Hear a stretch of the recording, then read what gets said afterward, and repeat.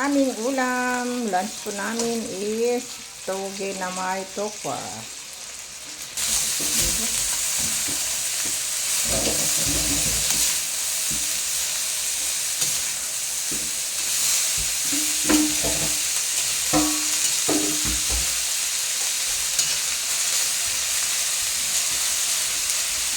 Kung masyadong lutuin. Ayan, luto na ang aming tauge. Ayan, ayan, may sabaw konti. May sabaw siyang konti. Ayan. Para pag nilagay sa kanin, may konting sabaw. Simple lang po ang luto.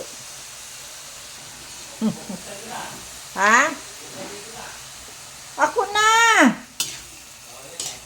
Ayan. Tapos may prito kami. Solve na. Kain na tayo. Ayan. Okay. Ay, wag mong patayin. Pinatay mo. Okay lang. Magluluto na ako ng ano.